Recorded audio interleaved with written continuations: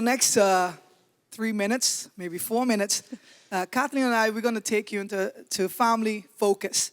And today's topic, we're going to talk about keeping it real. The scripture I want to choose today is taken from Proverbs chapter 3 and verse 7 to 8. It says, "Do not be wise in your own eyes.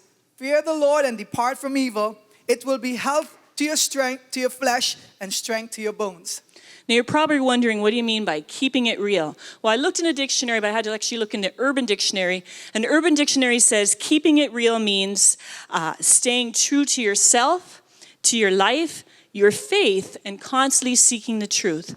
So we're talking today about keeping it real for our relationships within the family unit. We have a lot of things that come against the family today, or what the world perceives a family to be. So we need to keep it real in our family situations. And when we do that, it's going to help us to strengthen our faith and not pull us apart as a family. Don't allow those challenges or those negative influences to pull you apart, but allow keeping it real, your faith, keeping your faith strong to keep your family together. And when we do that, we build up our faith as we fear the Lord, and it brings health and strength to our bodies. So raising 7 children, we have a few tips we want to leave with you. Number 1 is we want to recognize that there are no perfect family, which reduces the stress and tension of our make-believe. So many times as families we think that, why can't we not be like somebody else's family? Why can our kids not be like this? Why can the kid says, why can my parents not be like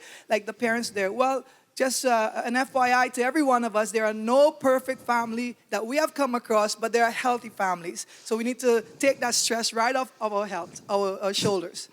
We also need to acknowledge that we have issues and we need to problem solve. Many times parents today just put it on the shelf. They don't want to offend their children. They don't want to create any ruckus or stress. But the best way to deal with it is to deal with it right away in a loving way, sit down and talk about it and see what the solutions are.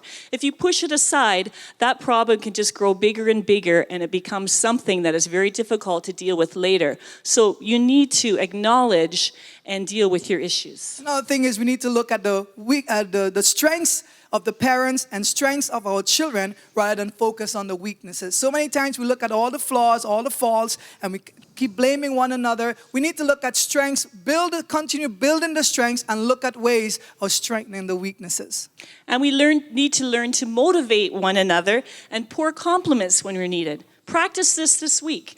Compliment your child on something that they're doing. Not that just because they have that perfect mark, but you see them working hard at something. They do something little for you in the home. They just automatically help you with the dishes or clean up their room. Compliment them, encourage them. You know, when you encourage one another, you're more wanting to do something else or doing something more for the family. And lastly, which is one of my favorite, learn to laugh, learn to have fun, and learn to be affectionate with one another. Husband and wife, you need to learn to be affectionate in front of your kids as well as with your kids. And children, you need to allow your parents to be affectionate with you. Learn to laugh, learn to have fun.